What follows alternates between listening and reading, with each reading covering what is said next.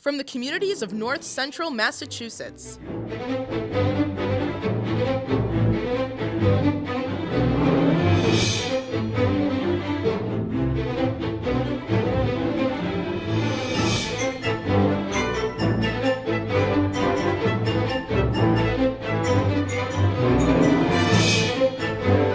The people, their stories, their lives.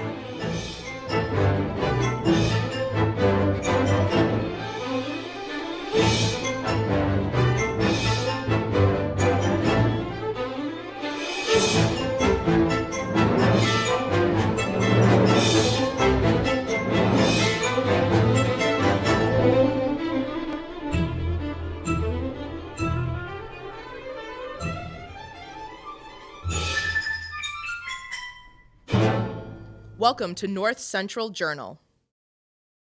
North Central Journal traveled to Westminster and Worcester as two local breweries collaborate to raise money for the Ava Roy Fund.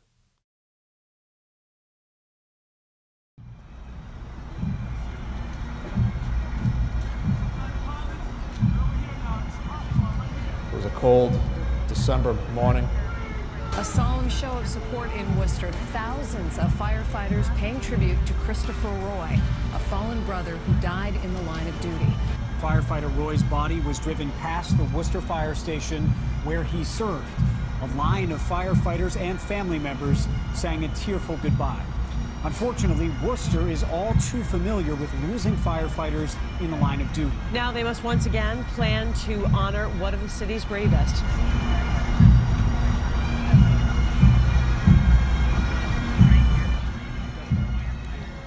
So on December 9th, we had a structure fire, a house fire on 7 Lowell Street. While we're in the middle of battling the house fire, we lost firefighter Chris Roy. Whenever we lose somebody, that's like losing part of your family. You know, they always talk about the fire service as the brotherhood. So in times of tragedy, that brotherhood really comes through. We really count on each other.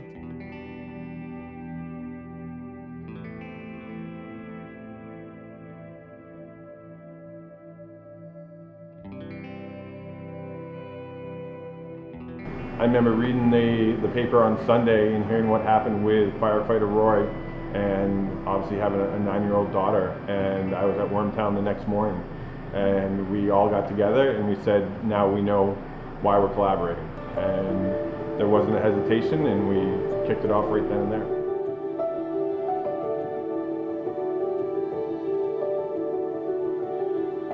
You know, it's just something that everybody thinks about all the time.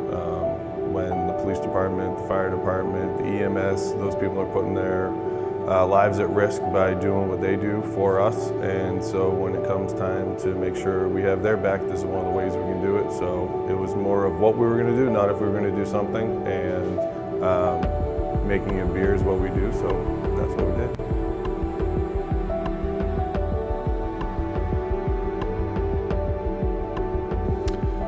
The outpouring of support has been unbelievable. When, you know, something horrific happens to us, you know, the community, whether it's kids sending in pictures that's saying, we love you, hope you feel better, like, sorry for your loss, to people donating huge sums of money to help out Ava. It's been endless and it's continuous ever since '99 up until now. I think, you know, for both breweries, we live in the community. You know, our employees live in the community, they have families in the community. I think it's our responsibility to get involved when there's something that deeply affects the community. Me and Howie got together on the recipe along with Scott, my head brewer, and we sourced up the ingredients, and when it was time for brew day, a bunch of the local firefighters that some of them were actually at the same fire and work at the same firehouse came down and helped us brew, and it was just a good, I think, therapeutic experience for them. They were able to do something as a team that wasn't fire related, but it was also honoring one of their fallen colleagues, and we just felt like it was a great way to interact with them and do something that, you know, we do day in and day out, and you know, show them a little bit of what we have going on. So We had those guys throwing bags of grain into the mash mixer, bagging up all the spices that went into the beer, and just overall helping out and trying to have fun for a day.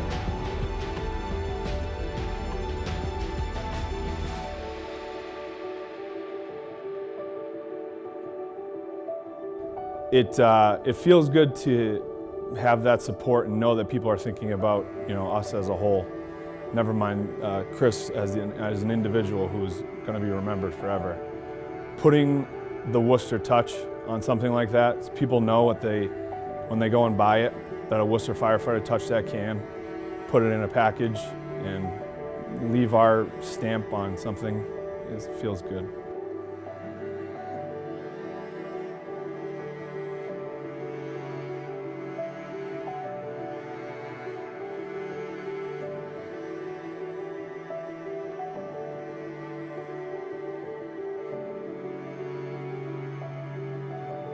So Worcester's Bravest is a Belgian-style wit or white ale, which has a large proportion of wheat malt in it, which gives it a light body and a bit of an interesting wheat characteristic to it. It's also fermented with a Belgian-style yeast, which creates phenols that are a little bit spicy and add to an overall drinkable character.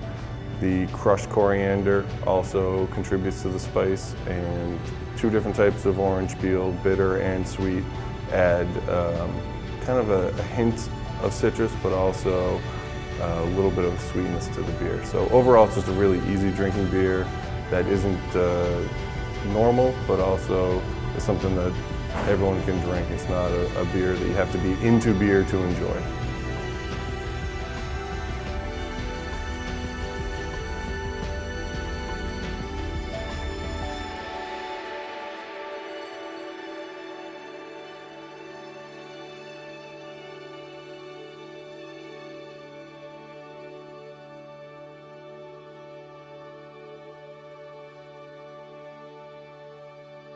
So the Ava Roy Fund was set up for Chris's 9-year-old daughter, Ava. Chris was the sole provider for her for her life. And now that Chris is gone, she inherited 400 fathers and mothers. And she's going to need help later on in life. So the Worcester Fire Department Credit Union established a fund for her to take care of her and whatever she needs. Yeah, so all the proceeds of the beer will go towards the Ava Roy Fund. We actually have 2 other fundraising gifts that are doing that as well. So all the t-shirt sales, that's also going to the Ava Roy Fund. We actually just made a bet with an LA brewery for the Super Bowl. We won. They're donating $500 to the Ava Roy Fund. So any way that we can find different ways to donate to the Ava Roy Fund, we're certainly going to do that. So after we brewed the beer, it took a couple weeks to ferment and package, and we had a big day here where we unveiled the beer, and we sold some t-shirts, and we sold some cans of beer to go, and also draft beer and growlers to go. And we're going to donate all the proceeds from the sale of the beer to the fund. So we haven't tallied it all yet, but it should be in the $20,000 range. Which we hope is a good donation and helps the fund a lot. I know they've raised a lot more money than that, which is great, and we're just happy to be a small part of it. Our hope is that we never have to do this again for all the right reasons. But if it does happen, we'll be there again.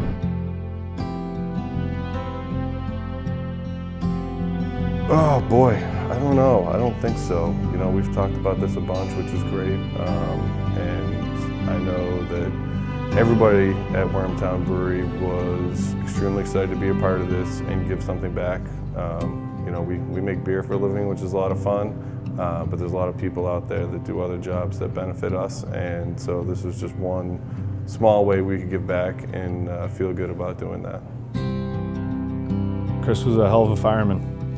He was a great guy, and we're all going to miss him. He's going to be part of the family forever.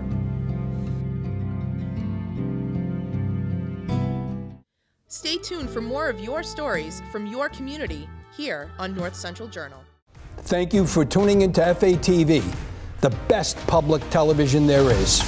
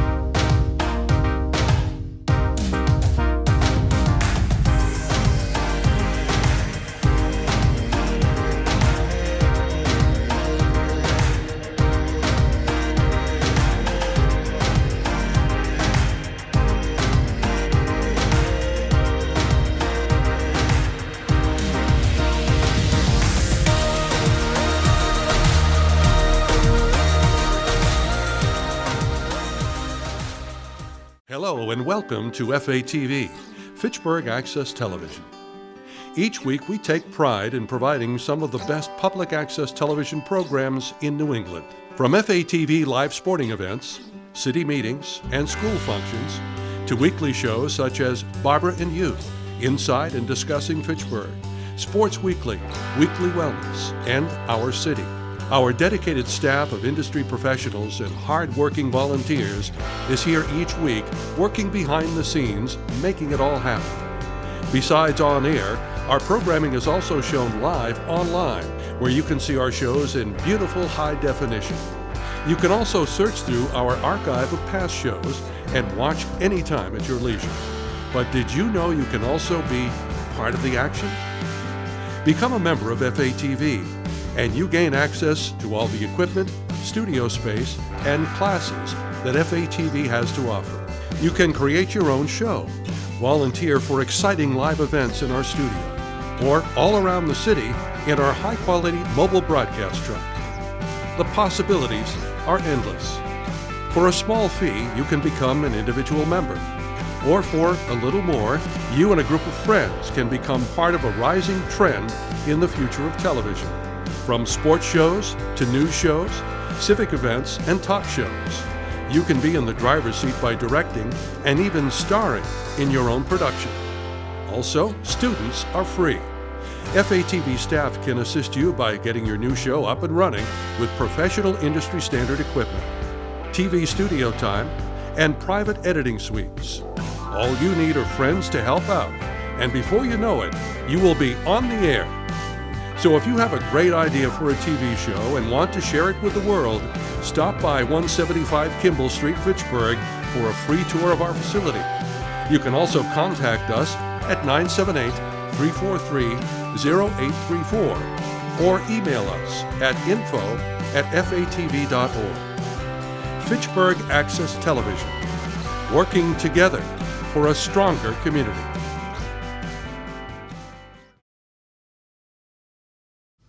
Coming up next.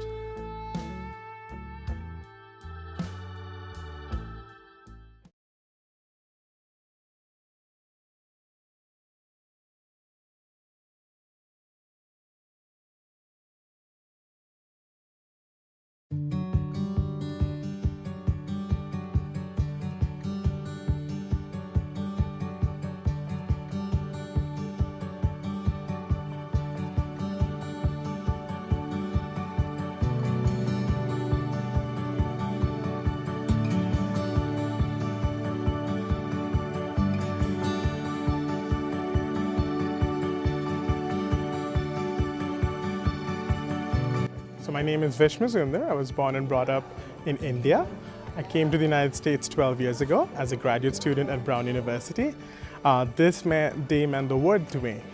It's nothing, it can't get any better than having my loved ones here with me, sharing this big moment of me becoming a citizen of the United States. It's something I've always dreamed of.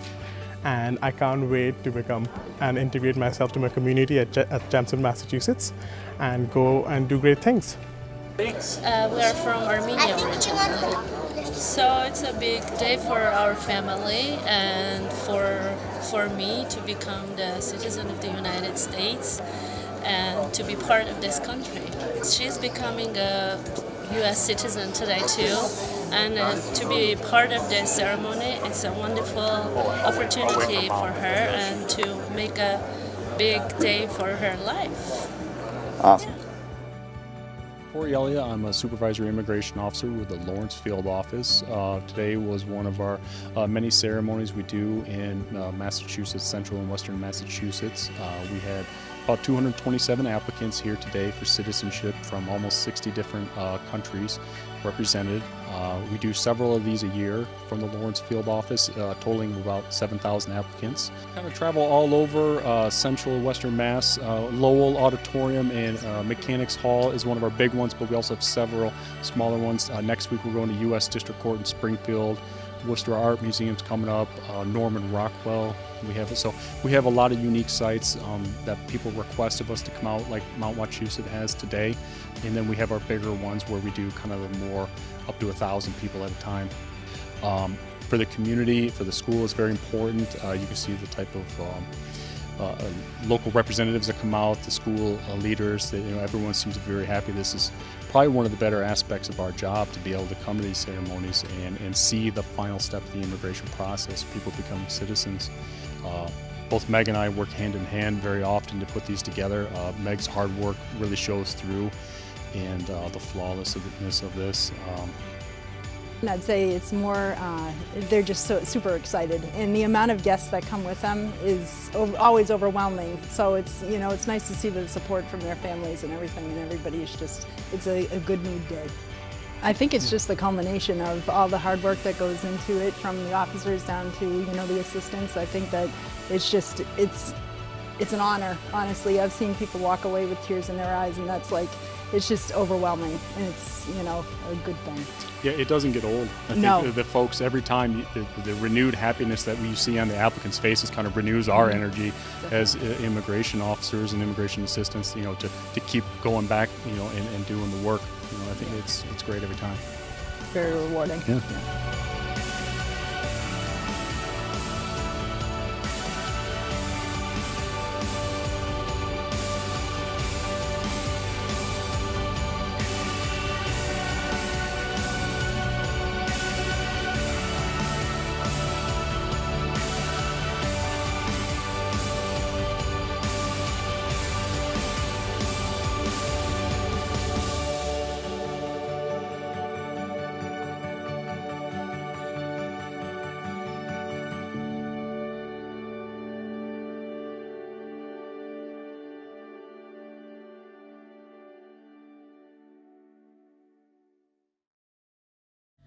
Coming up next, our cameras travel to the Fitchburg Art Museum.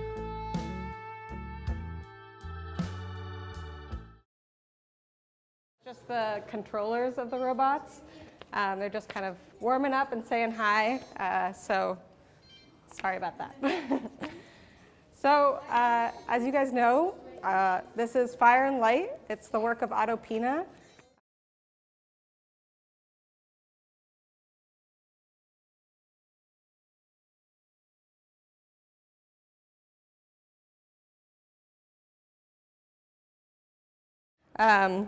So just a little more information about Otto Pina. He is a world-renowned artist. So he was born in 1928 in Bad Laughs. And if anyone is German here, I apologize for my pronunciation of this. Bad Laughs, Germany. And around the age of 15, he was actually drafted into the German army. So he was an anti-warcraft fighter. So he was really kind of this preoccupation with light and technology actually kind of was really based in his experience in the war. And he was trained as this fighter that was, really looking towards the sky at all times, and was viewing all of these kind of this aircraft that was happening and the light in the air. That's obviously a very traumatic experience and a very negative experience that you have with light and technology. And really what Otto's work does is kind of create this, I don't really see it as negative. It's very optimistic view of technology, and kind of his interest in integrating technology in that way, in a very optimistic and artistic way. So as you're kind of going throughout the space, I want you to kind of think about that relationship with him, or that experience that kind of really informs his work. In 2013, and this is about a year before he dies, he starts experimenting with mobilizing the sculptures themselves. So as you'll see, they're now turned into no longer stationary objects, but they're actually moving about, are able to move about the space, and he mechanizes them. So he worked for a really long time at MIT and had a huge affiliation with them, and really had kind of access to scientists and people kind of working in tech to create these, what you see now, which are light robots. Really with Otto's work, especially with the Light Ballet, it was really about kind of the environment that he was creating. So it was less about the objects that you see themselves and more about the patterns of light that are being created. And so as you go into that room, you'll actually see the filament of the light source being projected onto the wall. And you'll kind of see this like bubbly kind of form move about the space along with all of the other lights that are kind of circulating. And this is the filament being projected onto the wall. So the filament of the light bulb, which is the kind of weird shaped thing inside of a light bulb that conducts the light. So that actually works as kind of like a pinhole camera would. So it projects the filament in an opposite view. So he created, as I mentioned, he kind of started the idea of these light robots in 2013. And it wasn't until 2014, right before he died, that he actually, they kind of fully realized the project. So an interesting thing to think about is, or to make note of, is that Otto actually really never got to see his robots perform in a gallery space. So this is actually a very rare, I'd like to think he's somewhere around here, also getting to experience it. So so these were never really brought out of the project space that he was working on. So it's a really unique opportunity to be able to share with you all and to be able to kind of carry on his vision through that. Coming up next on North Central Journal.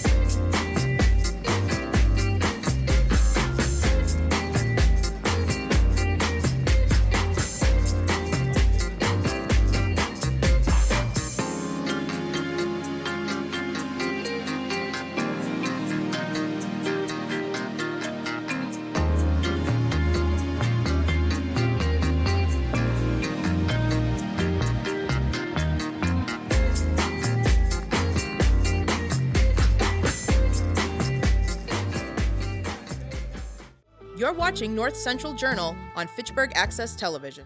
Reporting on local, college, and pro sports. We got a lot of teams in action across the country and locally. With Fitchburg High playing the Shoba at home over the weekend. Local sports, Monty Tech boys basketball, Lunenburg. It was all Fitchburg State. We have the Super Bowl coming up. Local rivalry, MLB baseball, Monty Tech, Boston Bruins. Girls also played over the weekend. An amazing play. Fitchburg High ice hockey. We now go to the NBA with pro sports. You have the NHL now.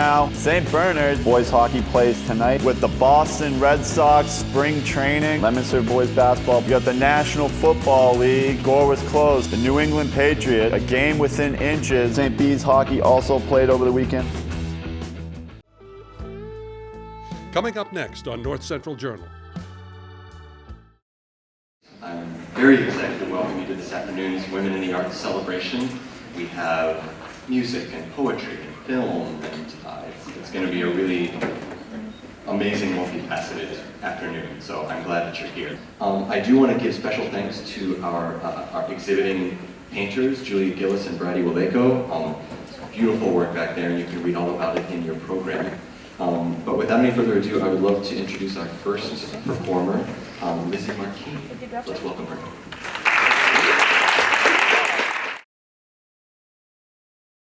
'Cause I've been told no harm too many times, hurting, trying to be the good guy. I finally hit my story. I'm done getting burned. I'll say goodbye now, 'cause the tables they have turned.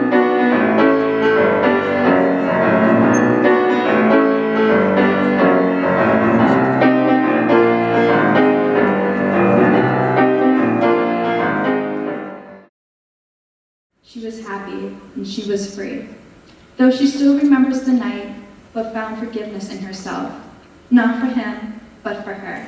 She forgave herself for thinking it was her fault, that maybe if she didn't wear shorts that night, it wouldn't have happened.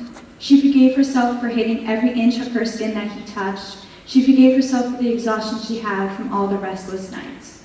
Because none of this mess was because of clothes or action, it was the shadow, but she was the sun. More powerful than ever before, with a fire in her soul burning with fight. With the flames, the love, and the faith in this universe, she ran and ran and ran. She had left the shadow.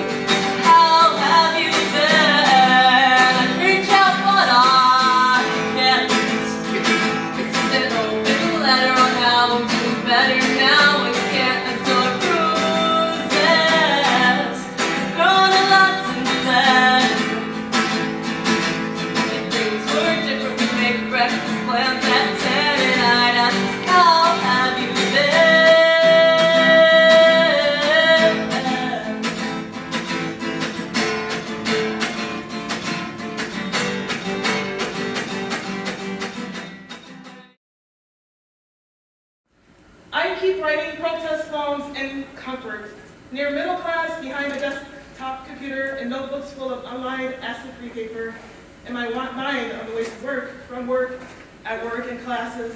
I prompt my students to write, and I write along with them protest poems. Words are witty signage in pink on brown cardboard, lines marching from margin to margin. I imagine me shouting, but silently, in comfort, safely, resisting what's coming, pushing back, protesting it in poetry. I'm a Protestant in democracy. I berate my representatives, I move mountains and streets, I stop traffic with verse and rhymes and slant rhymes and no rhymes. I won't be moved from my office chair. I write letters I won't send for publishers except for publishers of little magazines, and I'll sit in all the arguments I have are rhythmic, my stances stand and sung without music, without sound, without. Thanks for watching North Central Journal. Join us again next time for more of the stories from your community here on FATV.